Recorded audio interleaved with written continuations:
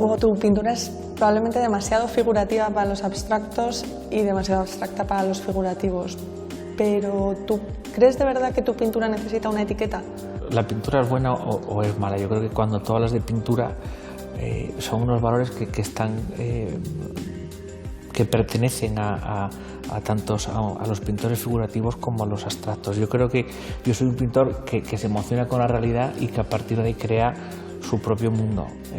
Yo cuando empiezo a pintar tengo dos influencias. Por un lado, la fascinación por determinadas pinturas que me obsesionan o por determinados artistas y por determinadas obras de esos artistas, ¿no? Entonces, de repente, mi entorno, la realidad, normalmente suele ser un viaje porque al final el entorno más o menos de una persona es conocido, sin embargo cuando aparece el viaje aparece la sorpresa, aparece el descubrimiento.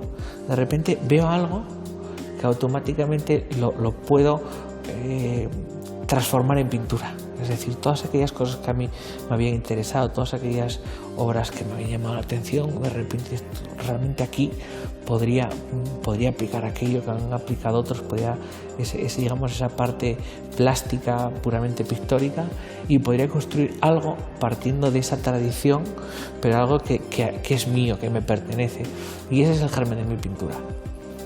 Y a partir de ahí, ¿qué parte emocional dejas en qué capa? Porque es verdad que trabajas con distintos momentos de la pintura, tu pintura al final es muy matérica, pero es verdad que antes me comentabas que utilizabas el graffiti, por ejemplo, muy al principio del proceso, pero también muy al final con distintas intenciones. Entonces, esa manipulación de los materiales, ¿de qué manera la vuelcas, digamos? Pues mira, mi pintura mis cuadros tienen mucha piel, ¿no? Tienen mucha piel. Yo intento, o la tendencia ahora en estas últimas obras, o quizás hacia lo que camina mi pintura es, por un lado, esa gestualidad, esa impronta rápida, ese primer impacto, ese primer ramalazo, conservarlo. ¿Qué ocurre? Que es cierto que mi pintura transita por muchas capas, va quizás de algo más duro, más contundente, algo quizás más sublime, más sutil, más lírico. Entonces, por una circunstancia completamente arbitraria, pues quizás las obras han sido más líricas, ¿no? He encontrado en ese lenguaje, pero eso se va perdiendo y camina quizás hacia una dureza muchísimo mayor. Me siento muy libre al iniciar los cuadros, muy poco condicionado, y me siento más acondicionado al final, al resultado, y precisamente lo que hablábamos antes, estoy intentando revertir ese resultado. Quiero que esa misma libertad con la que empiezo la obra se intuya en la obra, ¿no? Se intuya en la obra. La tendencia de mi serie es a que sea una serie unitaria, que todas las piezas se parezcan bastante y dialoguen entre sí mucho, y entonces hace que si toman caminos distintos, yo forzarlas, ¿no?, a llevarlas a un mismo camino. Entonces, esa libertad que hay en el inicio, que prevalezca un poco en todo el proceso, de tal forma que cuando tú veas las obras veas esa parte más intrépida, ¿no?, del proceso creativo, y no quede tan oculta. Ya que has sacado tú el tema de terminar las obras, ¿cuándo tus obras están terminadas? Pues mira, sabes que, bueno, pues retomando un poco este discurso de lo no finito, que es que sigue y sigue. Se acaban solas. Lo bueno es que se acaban solas. Yo solamente tengo que estar pendiente de saber cuál es ese momento. Al final, y aquí estás trabajando, aprendes mucho porque te equivocas muchísimas veces, entonces estropeas muchas obras, ¿no? O sea, yo creo que ahí eso es común a toda creación artística. Estropeas cosas, no las estropeas, sino que aprendes con ellas y el resultado no es el que tú querías, y por lo tanto vas con esa experiencia vas a otra cosa, ¿no?